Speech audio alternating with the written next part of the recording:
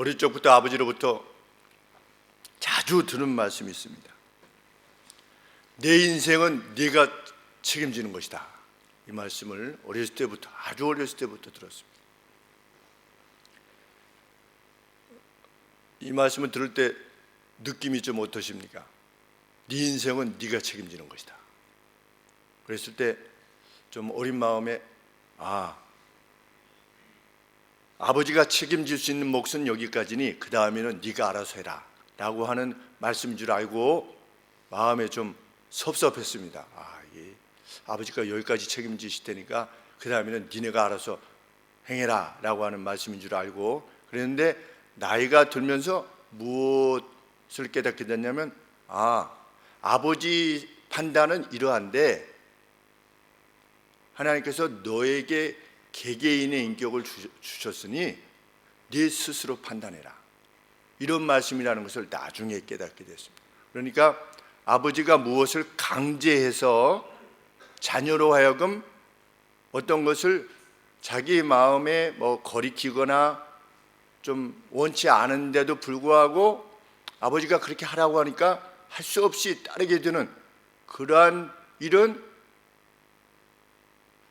내가 너희들에게 행하고 싶지 않구나 라고 하는 표현이었다는 것을 알게 되었습니다. 참 한 30대부터 그렇게 깨닫게 되었는데 참 그것이 얼마나 고맙고 감사했었는지 알 수 없습니다.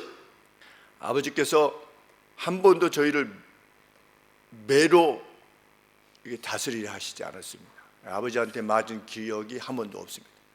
한 번 딱 있는 머리를 이렇게 한 번 맞은 게 있는데, 작년에 왔던 각설이가 죽지도 않고 또 왔네. 이 노래 불렀다가 아버지께서, 저는 그게 무슨 노래인지 모르니까 리듬이 얼마나 좋습니까? 작년에 왔던 각설이. 그래서 어디서 배웠는지 여하간에 초등학교 4학년 때 이제 아버지 좋아하실까 해서 신발 정리를 하면서 작년에 왔다 이러고 있는데 아버지께서 뒤에서 그 노래 부르지 마라 이렇게 말씀하시더라고요. 그래서 저는 왜 이 노래를 부르지 말라고 하시나, 그리고 그래 아버지 부르지 말라고 하니까 그냥 부르지 말아야 되겠다 이렇게 생각하는데 그냥 이렇게 입에서 나오잖아요.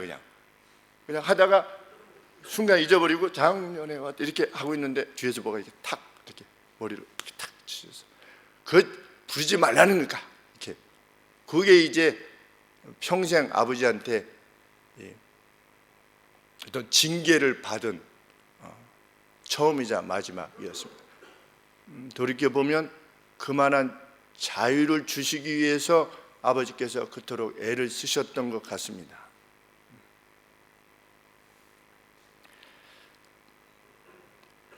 그것을 생각해 볼 때 선악과를 심지어 따먹을 수 있는 자유를 주셨던 하나님, 아담과 하와에게 그 자유까지도 허락해 주시기를 원했던 하나님의 마음이 참 이해되어지는, 자신의 자녀에게 참 충분한 스스로 선택할 수 있는 기회를 주시기 위해서 그렇게 참 자녀를 높인 거 아니겠습니까? 그만큼 하나님께서 피조물 된 우리를 그토록 높이시는 것이라 이렇게 판단될 때 참 감사한 일이 아닐 수 없습니다. 우리는 하나님 안에서의 이 자유함이, 스스로 결정할 수 있는 이 자유함이 교회 내에서 결코 제한되지 않아야 된다고 하는 사실을 오늘 본문을 통해서 배우게 됩니다. 왜냐하면 자유야말로 하나님으로부터 받은 최대의 은택이기 때문입니다. 그리고 누군가의 자유를 보장해 주는 것이야말로 최대의 사랑이기 때문입니다. 무엇이 최대의 사랑이냐? 상대의 자유로운 결정을 최대로 보장해 주려고 하는 것, 그것이 최대의 사랑입니다. 왜? 하나님의 사랑은 그렇게 나타났기 때문입니다. 우리 헌법 제10조에 이렇게 되어 있습니다. 국가는 개인이 가지는 불가침의 기본적 인권을 확인하고 이를 보장할 의무를 진다. 국가는 개인이 지니는 불가침의 기본적 인권을 확인하고, 개인이 지니는 기본적 인권인데 불가침, 누구도 침범할 수 없는 인권이 뭡니까? 그게 신앙입니다. 그것을 확인하고 이를 보장할 의무를 진다. 국가의 의무는 무엇이냐? 개인의 인권을 보장할 의무를 지니는 것입니다. 그런데 만일 그것을 제한할 경우가 생기면 법률에 의거한다, 이렇게 되어 있죠. 법률에 의거한다. 법률이 없으면 못하는 겁니다. 그래서 우리가 예배를 드리는 겁니다. 우리는 법률을 넘어선다 이런 것이 아니라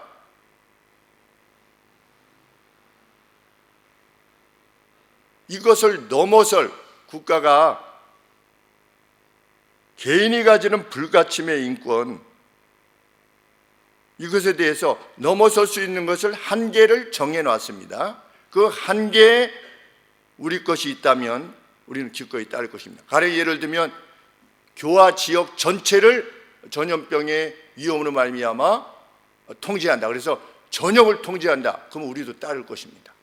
왜? 그 법에 있으니까.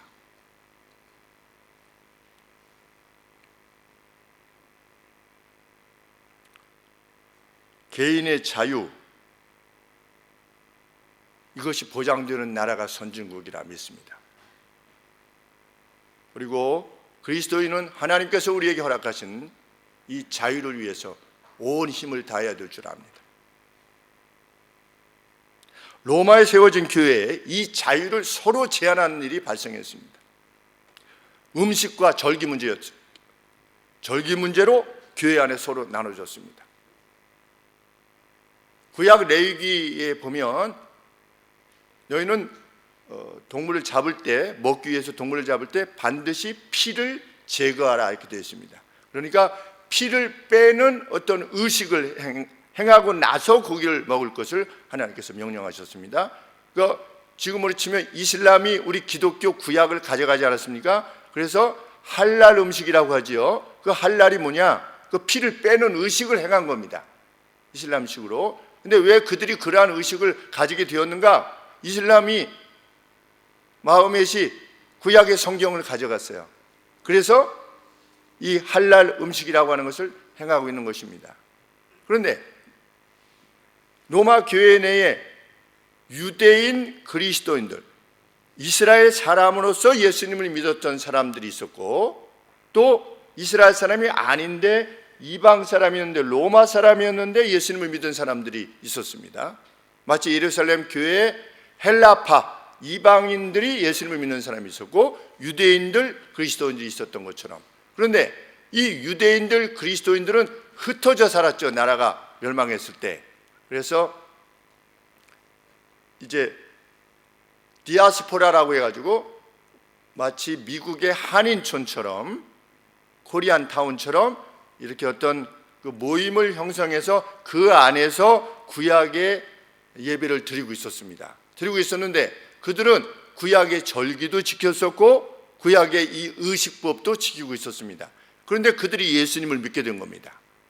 그런데 그들의 마음에는 어떤 생각이 들었냐면, 예수님이 우리 죄를 위하여 죽으신 것을 우리가 받아들이고 이것을 믿지만 그래도 구약의 의식이 중요하다라고 여겨서 구약의 절기들을 다른 날보다도 더 소중히 여겼습니다.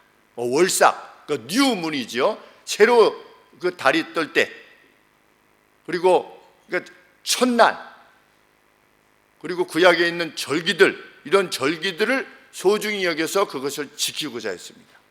그런데 이 헬라 이방 사람들이었던 사람들은 그 절기에 대해서 중요성을 두지 않았습니다. 이제 예수님 안에서 구약의 모든 절기는, 그리고 의식법은 다 완성된 것이기 때문에 우리가 굳이 그것을 지킬 이유가 없다라고 생각을 한 겁니다. 그래서 그 내에 자기들이 확신하는 바대로 행하면 되는데, 먹는 사람은 먹지 않는 사람을 공격했고 먹지 않는 사람은 먹는 사람을 공격했습니다. 이 문제로 인해서 교회가 나눔이 있었을 뿐만 아니라 서로를 제한하려고 했던 것입니다. 사도 바울은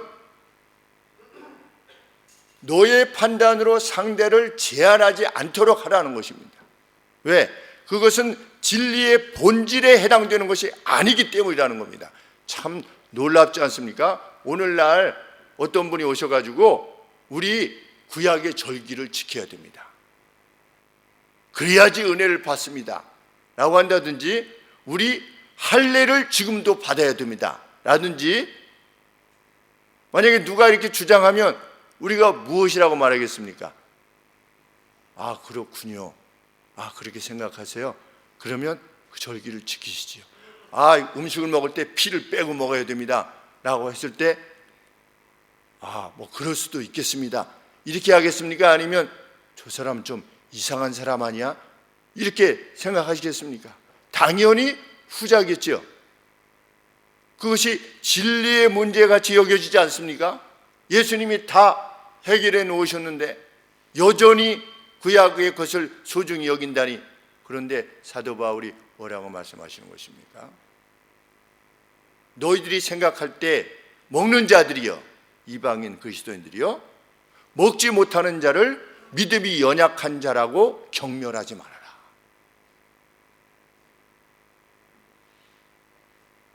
경멸함을 통해서 상대가 나는 좀 거리끼긴 하는데 안 먹어도 되는 거야? 그래서 자꾸만 안 먹으면 먹는 사람들이 야, 너 그 믿음이 약해? 그러니까 할 수 없이 먹게 되면 그로 하여금 죄를 짓게 하는 것이다. 왜? 믿음으로부터 나지 아니하는 모든 행위는 죄이기 때문이다 라고 제일 마지막 절에 언급하고 있는 것입니다. 어떤 행위 자체가 죄냐 아니냐를 결정하는 것이 아니라는 겁니다. 이것이 정말 하나님의 나라와 같은 믿음의 성도들과 이웃을 위해서 정말 내가 살고 죽는 것까지 맡길 정도로, 그것을 개의치 않을 정도로 그러한 확신을 가진 채 행동할 수 있을 때 그것이 죄가 아니라는 것입니다. 그런데 마음에 조금 꺼리면서도 이거 뭐 이렇게 하면 되지 않을까라고 하면서 행하게 되는 것, 그 누군가의 푸시에 의해서, 사회적 눈에 의해서, 그 누군가의 판단에 의해서 내가 어떤 결정을 내리게 된다면 그것이 죄를 짓는 것이다. 그 누구로 하여금 그 압박으로 인하여서 죄를 짓지 못하도록 하라는 것입니다.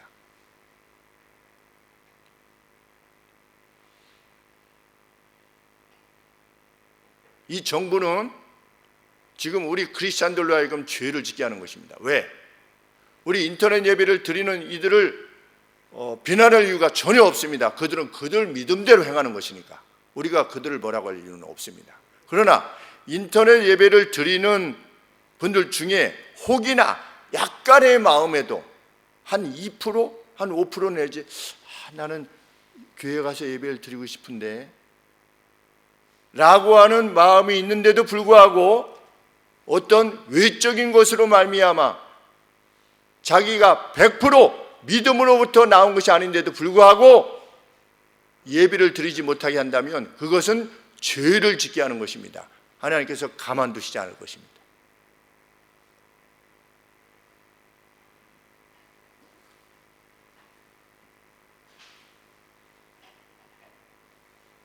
사도 바울은 이렇게 권합니다. 자유롭게 먹는 자들에게 권합니다. 3절 말씀에, 1절 말씀에 일단 믿음이 연약한 자를 너희가 받되, 받아들이라는 겁니다. 너희가 쟤네들은 믿음이 없어서 저렇게 먹어, 괜찮아, 이게 다 끝나는데 먹어, 믿음이 저렇게 없어 라고 생각하는 믿음이 연약한 자라고 비판하는, 경멸하는 그러한 이들을 너희가 받아야 된다. 이렇게 받아야 된다. 그의 의심하는 바를 비판하지 말라. 원문에 이렇게 되어 있습니다. 비판하기 위해서 판단하지 말라. 남을 판단하지 말라.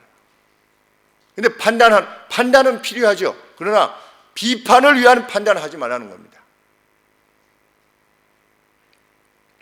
왜? 이것은 본질에 관계되어진 것이 아니기 때문에. 2절 말씀에 어떤 사람은 모든 것을 먹을 수 있는 믿음을 지녔지만 너희가 생각할 때 믿음이 약하다고 하는 사람들은 채소를 먹는다, 허브를 먹는다. 그 같은 사실을 받아들이라는 겁니다. 동시에 사도는 먹지 않는 자도 역시 먹는 자를 비판하지 말아라. 왜? 3절 말씀에 하나님께서 먹는, 자유롭게 먹는 그도 받으시기 때문이다. 너희도 받으시고 먹는 그들도 받으시기 때문이다. 먹는 것과 구약의 절기를 지키는 것이 진리의 문제가 아니라고 하는 점을 바울이 확신했기 때문입니다. 우리는 진리의 문제가 아니라면 그 누구를 비판해서는 안 되는 겁니다. 자기의 믿음대로 행할 것입니다.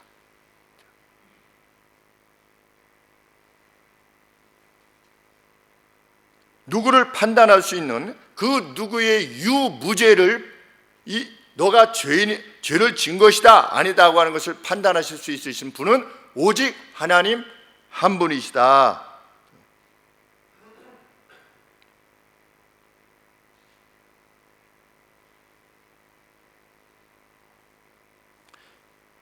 (10절) 말씀에 내가 어찌하여 내 형제를 판단하느냐, 어찌하여 내 형제를 업신여기느냐. 우리가 다 하나님의 심판대 앞에 서리라.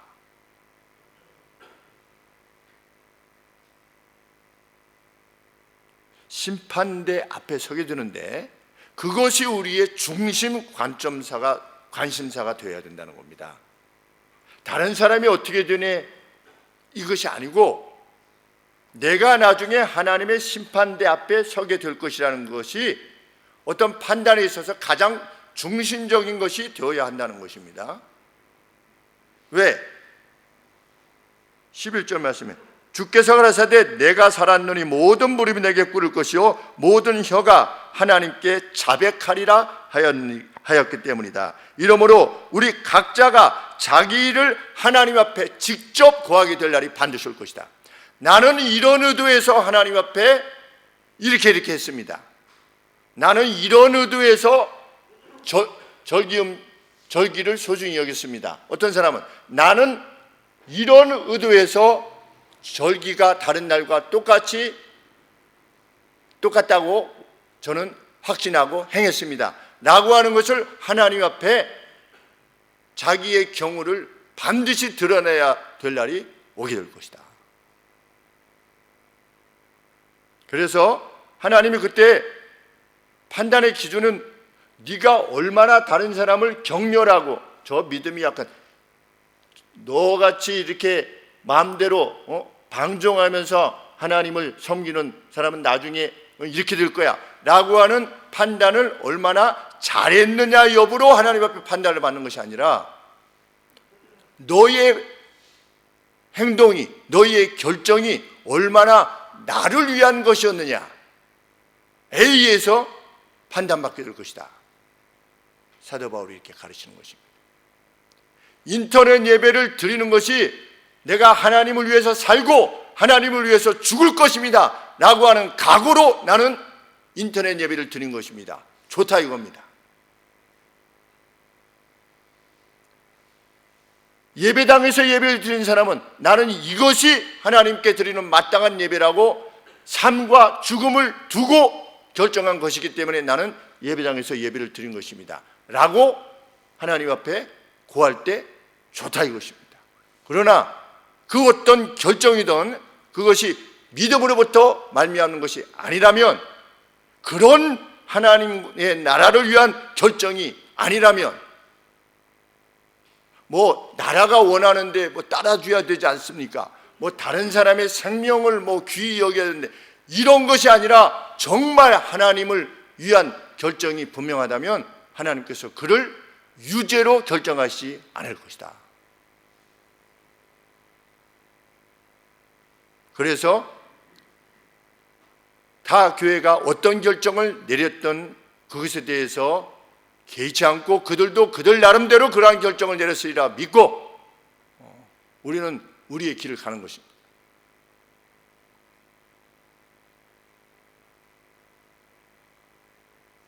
6절 말씀이 그 말씀입니다. 나를 중히 여기는 자도 주를 위하여 중히 여기고 먹는 자도 주를 위하여 먹으니 이는 하나님께 감사하며 먹지 않는 자도 주를 위하여 먹지 아니하며 하나님께 감사하느니라.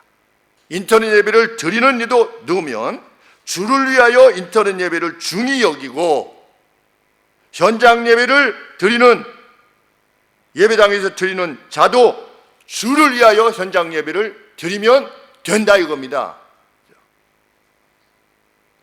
중요한 것은 그러한 확신과 그 믿음에 의해서 우리가 하나님 앞에 예배를 드리는 것이냐. 이것이 하나님 앞에 나중에 심판의 기준이 될 것이다.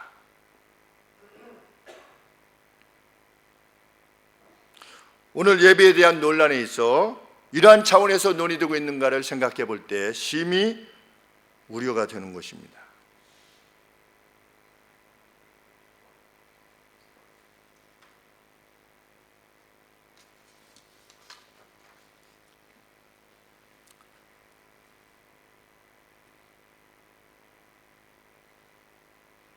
또한 사도 바울은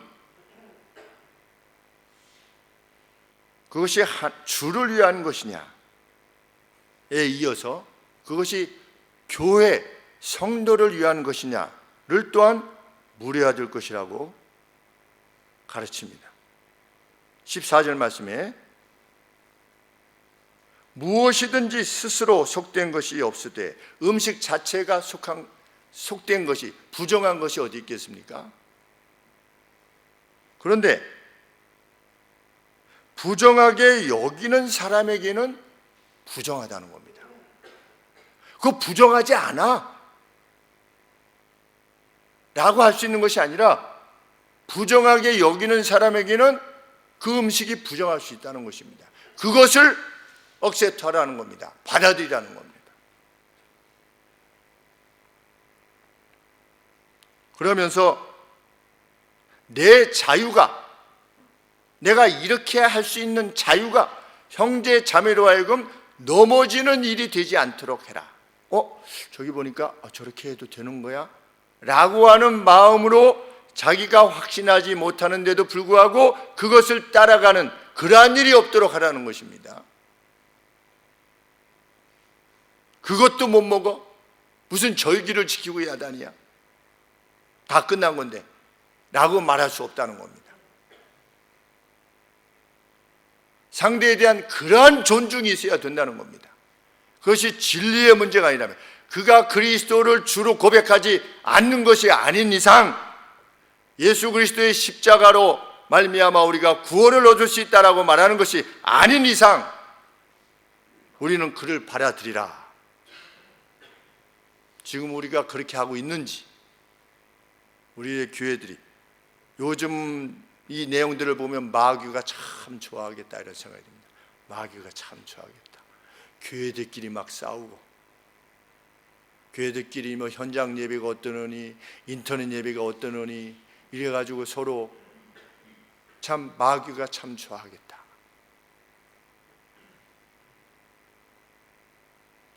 사도 바울은 우리가 참으로 구해야 되는 것은 무엇이다? 의로움과 평강.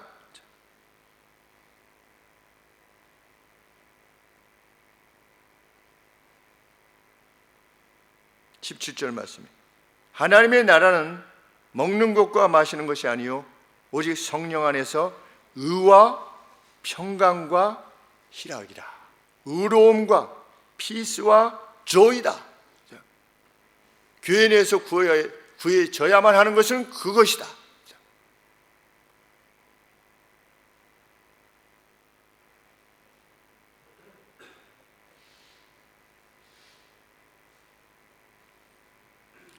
그렇기에 사도 바울은 음식 자체가 부정하지 않다라는 사실을 알지만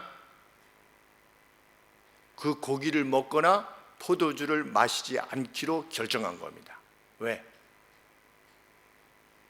내가 이러는데 무슨 상관이야?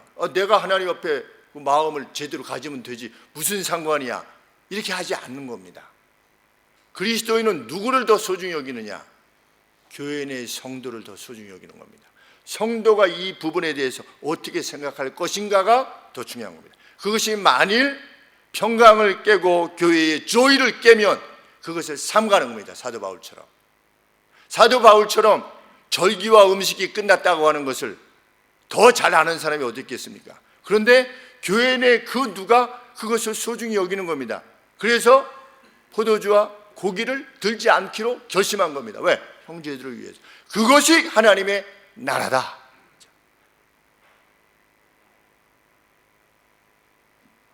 미국 강의실에서 이제 강의를 듣는데 미국 학생들이 참 말을 많이 해요. 강의 시간에. 어떻게 생각해? 피터 이렇게 하면 뭐라고 말을 막 합니다. 한 1년 동안 못 들으니까 참 미국 애들은, 미국 학생들은 정말 참 이렇게 논리도 뛰어나고 이렇게 되는가 보다. 이렇게 이제 1년 뒤에부터 이제 들리기 시작합니다. 이 소리가. 근데 앞에 했던 말을 다시 또 하는 거예요. 누군가 말을 했는데 또 열심히 또 그 얘기를 해요. 그러면 그 교수님이 그거 참 인터레스팅하다. 그래서 참 흥미있다. 그래서 교수님은 흥미있게 여기시는가 보구나. 그랬더니 너 지금 무슨 말을 하는 거냐 이런 뜻이래요. 인터레스팅이. 그런데도 이 다음 해가 또 일어나가지고서 뭐 하면 또 앞에 있는 얘기 또 얘기를 하는 겁니다. 그러면 우리 한국 강의실 같은 그 앞에 한 얘기 아니야 이렇게 할 텐데 그 사람들은 끝까지 들어요. 마치 처음 듣는 것처럼. 막 이렇게 모르겠어요. 그 내면으로는 집에 가서 어떻게 하는지까지는 잘 모르겠지만 그 앞에서는 표정이 정말 진지하게 들어줍니다. 누구를 압박하지 않습니다. 말을 끊는다든지 중간에 한참 얘기하려고 하는데 당신이 이런 뜻 아니야 이렇게 하는 적이 없어요. 그냥 끝까지 들어줍니다. 그게 뭐냐? 그게 자유입니다. 자유. 그 개인을 소중히 여기는 겁니다. 개인을 소중히 여기는 사람들로 모여진 공동체가 전체가 자유를 누릴 수 있게 되는 것이고 그것이 진짜 공동체인 거죠. 자유를 존중해주는 공동체. 누구라도 그 공동체 내에서는 자유를 보장받는 국가라고 하는 것이 그것이 아니겠습니까? 그래서 기독교인들이 주로 이 우리나라 헌법을 만들지 않았습니까? 재헌국회에서 기도로 시작하지 않았습니까? 목사님이었던 국회의원이 기도하지 않았습니까? 하나님이 보호하사 우리나라 만세. 그것이 괜히 나왔겠습니까? 하나님이 보호하사. 바뀌었죠? 바꾸지 않았습니까? 사람들이 분명히 그 1900년대, 1800년대 나와 있는 그 악보들, 손으로 그린 악보들 보면 다 뭐라고 되어 있습니까? 하나님이 보호하사 우리나라 만세. 하나님이 보호하사가 무슨 뜻입니까? 성경 뜻으로 하면 권념하사 하나님이 킵해 주시고 케어포 해 주시고 돌봐주시고 리멤버 해 주시고 기억해 주시고 하나님이 보호하사 우리나라 만세. 그래서 우리나라 헌법이 이렇게 된 것입니다. 국가는 개인이 지니는 불가침의 기본적 인권을 확인하고 이를 보장할 의무를 지닌다. 얼마나 위대한 대한민국인지 알 수 없는 것입니다. 그래서 감염법 예방에 관계되어진 법을 쭉 보면 무엇이 주로 나와 있느냐? 벌금 내린다는 저기 뒤에 있어요. 그 앞에 뭐가 되어 있습니까?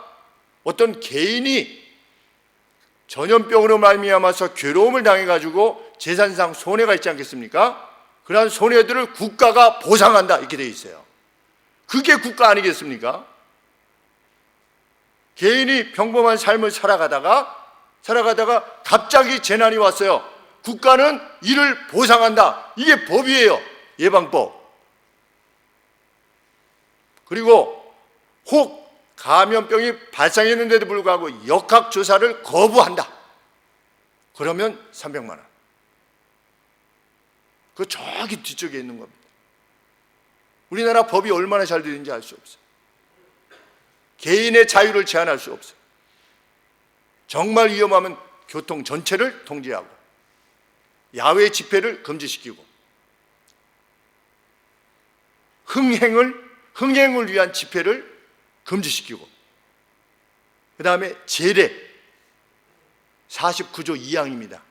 우리 교회도 공문이 옵니다. 49조 2항, 49조 2항에 그렇게 돼 있어요.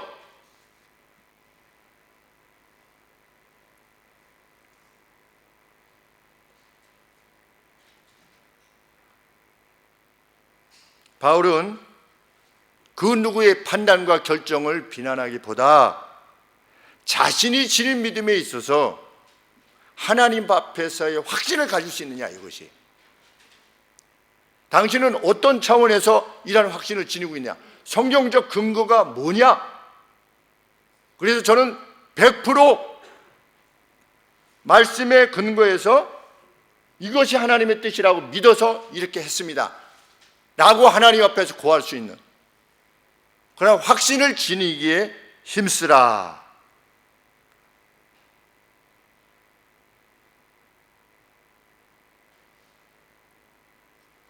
왜? 22절 말씀에 내게 있는 믿음을 하나님 앞에서 스스로 가지고 있으라. 자기의 옳다 하는 바로 자기를 책하지 아니하는 자는 복이 있도다. 굉장히 중요한 말씀입니다. 내가 어떤 것을 결정했는데 자기의 옳다 하는 바로 나는 이렇게 하는 게 옳다고 믿습니다. 나는 이렇게 한다고 생각하는 것이 옳다고 믿습니다. 이것이 하나님을 위한 길이요 교회를 위한 길이라고 믿기 때문입니다 라고 하는 점에 있어서 자기를 책하지 아니하는 자는 복이 있도다. 100% 확신을 가지고 있냐 이것입니다. 100% 성경에 근거해서.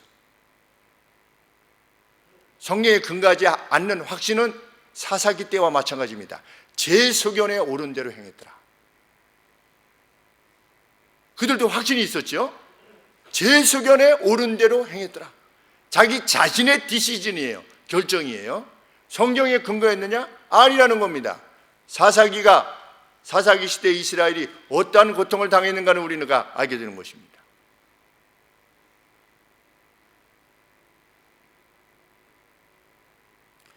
이러한 깊은 사고가 있는 사람은 그 누구의 다른 결정에 있어서 비판하거나 경멸할 수 없을 것입니다. 자기 자신도 하나님 옆에서 다른 사람은 어떻게 하나 이게 관심사가 아니에요. 내 결정이 하나님 앞에서 정말 그날 심판대 앞에서 이게 정말 하나님께서 그래 잘했다, 충성됐구나, 네가 그런 의도를 했구나, 말씀에 근거해서 저는 이렇게 했습니다 라고 하는 것이 맞느냐에 지금 관심을 기울여야 되기 때문에 다른 사람은 뭐 어떻게 하느냐 이것이 중요한 것이 아닌 것입니다. 그러므로 자기도 그만큼 고민했기 때문에 다른 그 어떤 사람도 그만한 고민 가운데 결정을 내렸으리라고 믿기에 함부로 말하지 않는 것입니다. 그래서 상대가 나 때문에 그 무엇을 불편해하면서도 할 수 없이 행하도록 하는 죄를 짓지 않도록 매우 신중한 태도를 지니게 될 것입니다.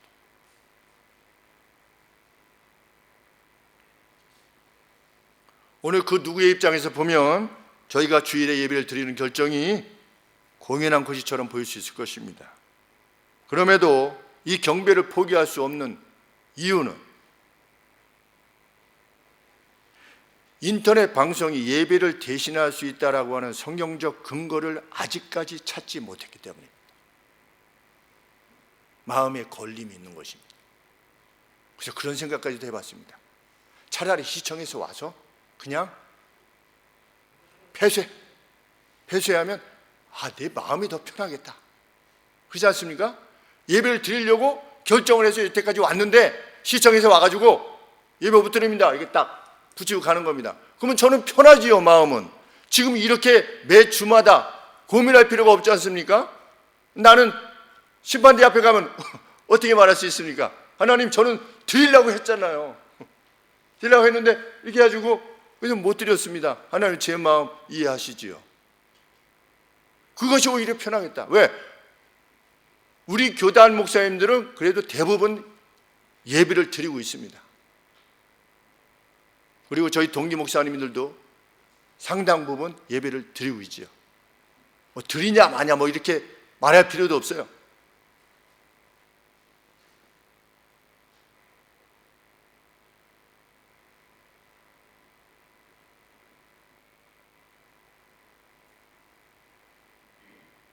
그런데 그 중에 드리는 목사님 중에 하시는 말씀이 이 말씀이었습니다. 말씀과 교회의 표지, 교회의 마크, 교회가 뭐냐라고 할 때 교회의 표지는 말씀과 성례입니다. 말씀과 성례. 성례가 없는 예배가 예배일 수 있느냐? 우리가 비록 1년에 2차례 드리지만 인터넷으로 성례를 드릴 수 있냐는 거예요. 근데 이 말씀을 하시는 분이 인터넷 예배를 드리고 있는 목사님이 하시는 말씀입니다. 나는 어쩔 수 없이 인터넷 예배를 드리고 있음에 대해서 하나님 앞에 참으로 죄송스럽다. 그러나 당회가 그렇게 결정을 했기 때문에 할 수 없이 나는 그 길을 가야만 한다 라고 카톡으로 올려주셨어요. 그 심정이 충분히 이해가 되는 것이죠. 이것은 아닌 줄 알면서도 목사가, 당회가 우리 그렇게 하면 되겠습니까? 그냥 이렇게 합시다 라고 결정을 해서 할 수 없이 그런 결정을 내릴 수밖에 없는 제 마음이 하나님 앞에 참으로 죄송스럽습니다. 저는 그 목사님을 존경합니다.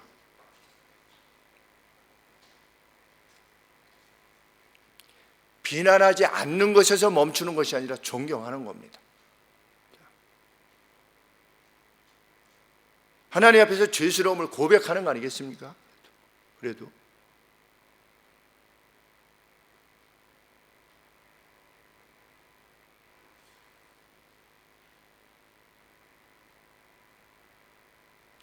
믿음으로조차 하지 아니하는 모든 것이 죄니라.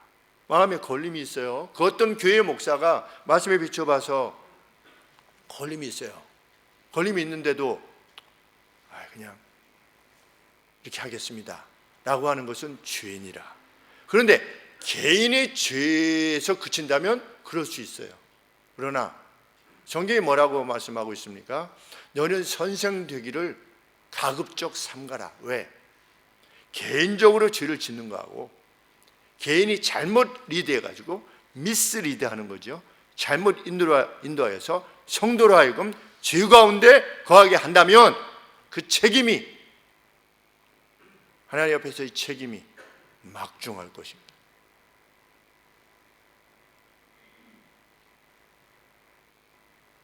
(3월부터) 코로나 사태를 이유로 방송으로 전환했던 교회들이 초토화되었다는 말씀들을 들을 때 우리 제 모교인 화성교회도 출석이 3,200명이었습니다. 출석이 3,200명이었습니다. 인터넷 예배를 전환했습니다. 우리 김전동 성도님이 모교회인 화성교회로 결혼하시면서 가시지 않았습니까? 그래서 인터넷 방송을 봅니다. 인터넷 방송을 보면 실시간 접속자의 수가 있습니다. 근데 접속자의 수가 점점 줄어듭니다. 주마다. 그래서 지금 한 240명,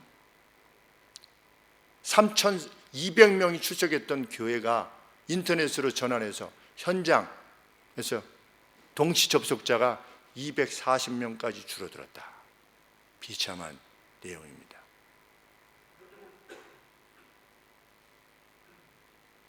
그 책임을 누가 질 것입니까? 하나님 앞에서.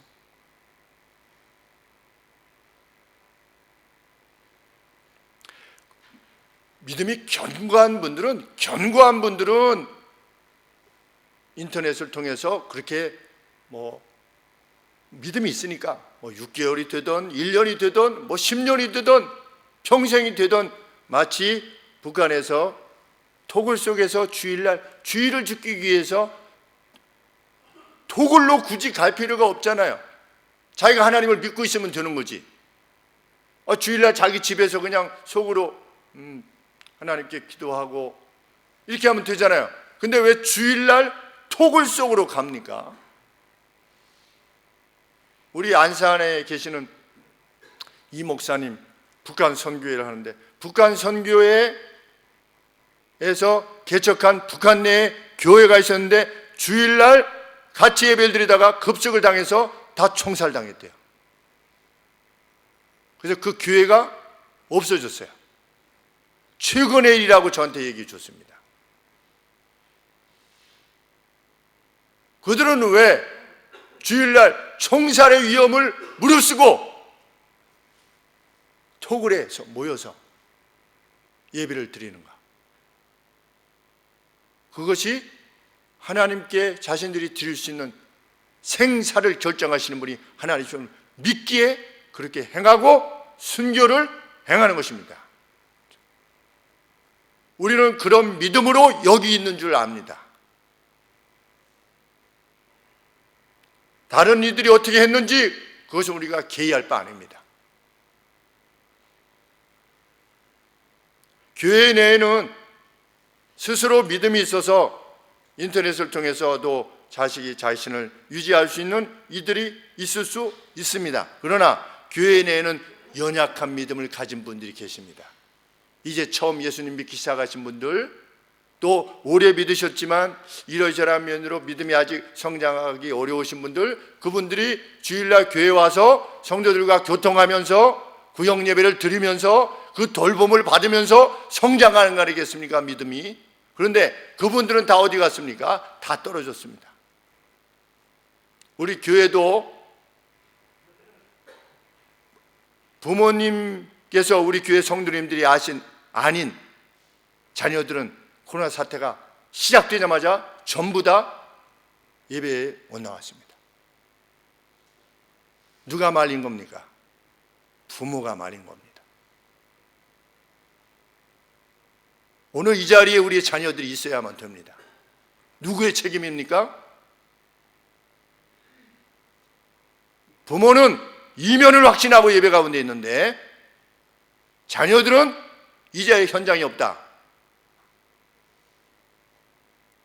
어떤 확신으로 행하느냐? 정말 이것이 살든지 죽든지 주를 위한 것으로 행하고 있는 것이냐?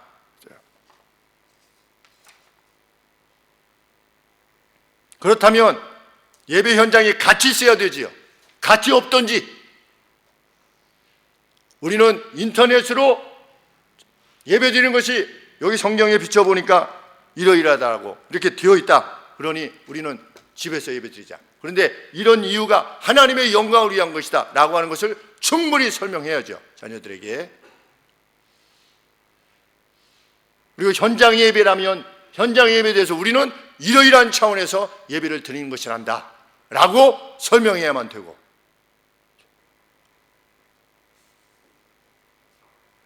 믿지 않는 부모와 다를 바가 무엇이 있겠습니까? 만약에 우리 자녀들이 현장이 없다면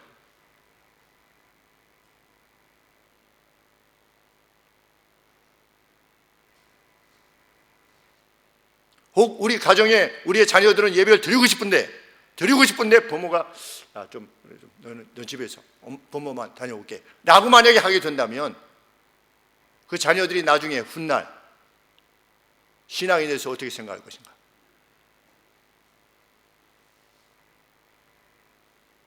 네 인생은 네가 결정하는 것이다.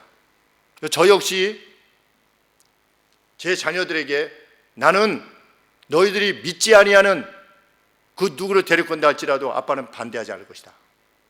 제가 얘기했습니다. 너희들의 인생은 너희가 사는 것이기 때문이다. 너희의 책임하에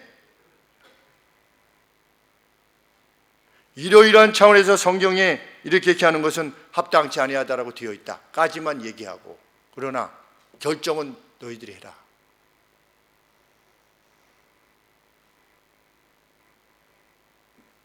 맞는지 안 맞는지 제 자녀들에게 물어보시면 될 겁니다. 너희들이 스스로의 믿음에 의해서 결정해라. 그러나 그 믿음의 내용에 대해서는 충분히 설명을 한 뒤에 그러한 결정을 내릴 수 있도록.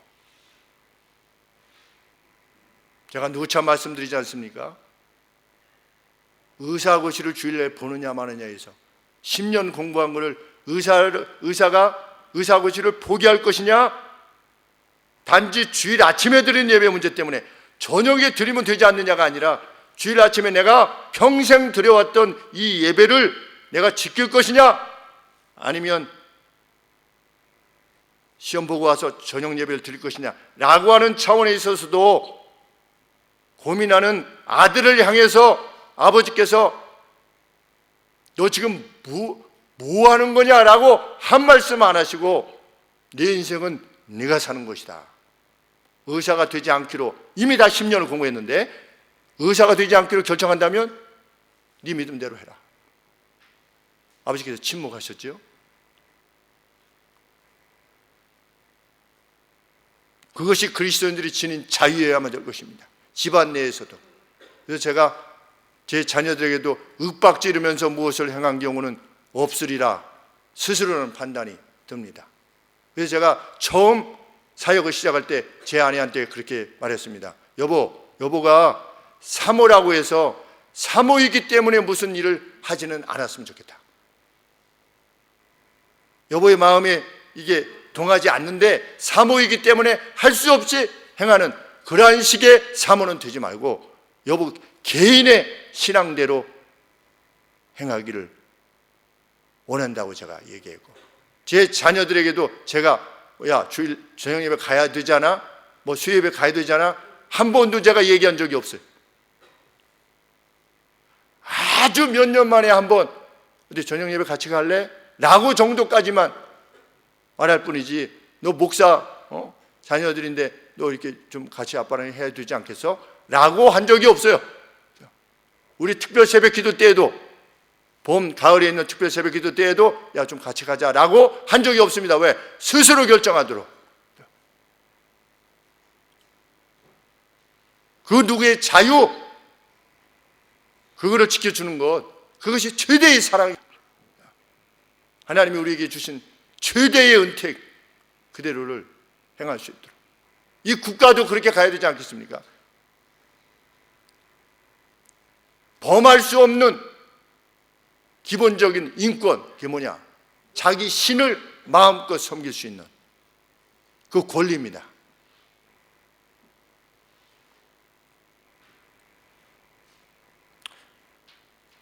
이 원리가 우리 사회의 각 영역에서도 이루어질 수 있도록 우리는 힘을 다해야 될 것입니다. 부동산 중개업자가 3억에 팔았는데 2억에 팔도록 합시다 라고 해서 어쩔 수 없이 자기의 양심을 속이고 나온 계약서를 쓰지 않도록 하는 것, 그것이 그리스도인들의 길입니다. 내가 한 달에 1,000만 원을 벌었는데 500만 원 버는 것처럼 하지 않는 것, 그렇게 세무서에 맡길 때 내가 얼마를 총 벌었는데 남들이 알던 못 알던 내가 이 모양 저 모양으로 돈이 이렇게 들어오면 세무서 직원에게 내가 이렇게 돈을 벌었어, 이걸 얼마 세금을 내야 되는 겁니까? 라고 정직하게 해서 마땅히 나라에서 요청하는 그 세금을 내는 것, 그 헌금과 같은 것입니다.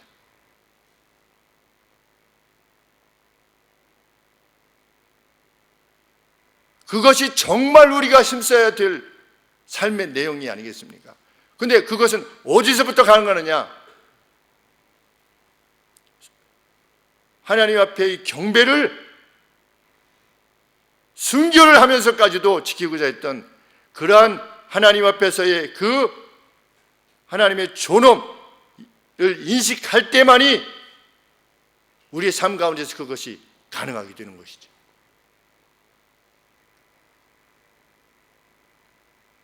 전에 국무총리의 차가 불법 주차했다가 그 시청 주차 관리원이 이렇게 벌금을 뗀 것이 아주 센세이션을 일으키지 않았습니까? 한 10수년 전인지 꽤 오래됐습니다. 그런 나라여야 되는 것입니다.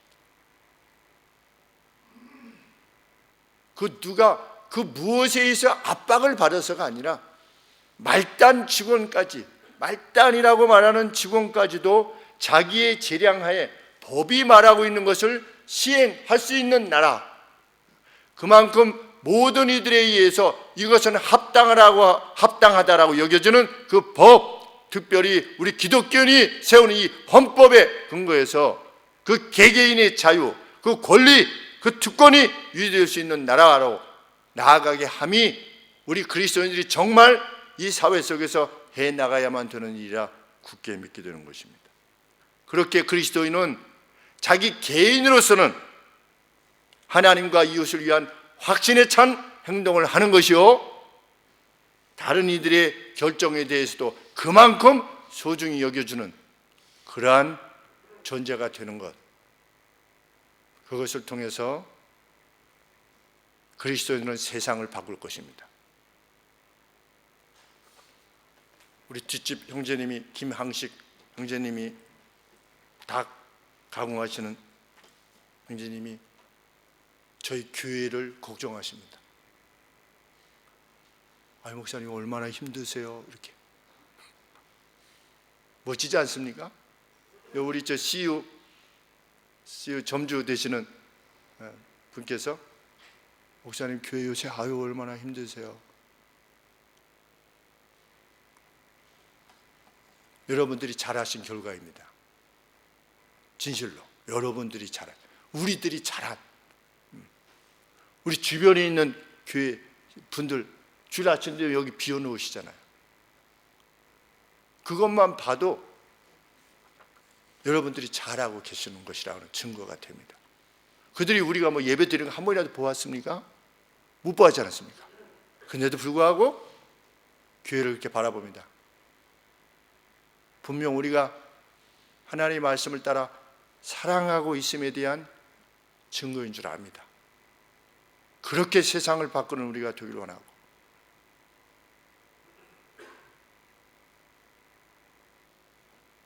그럴 때 우리뿐만 아니라 우리의 사랑하는 자녀들이 살아가는 세대가 빛나는 세대가 될 것입니다. 기도하시겠습니다.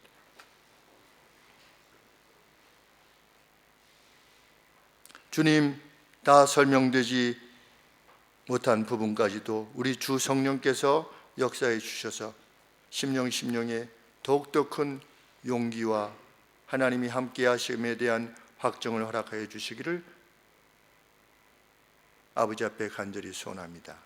오늘도 하나님 한 주 이렇게 예배가 방해받지 않고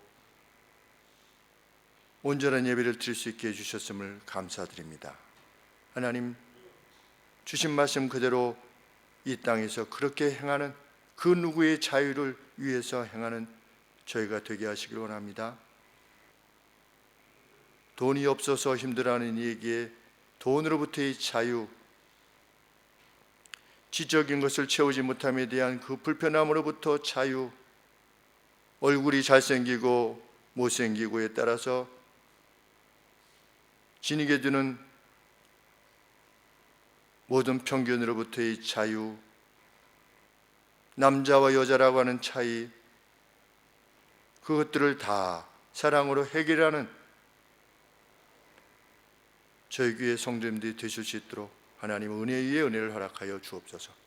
파주 시청 관계자들에게도 주님 은혜를 더하여 주시고, 교회를 향하여서 하나님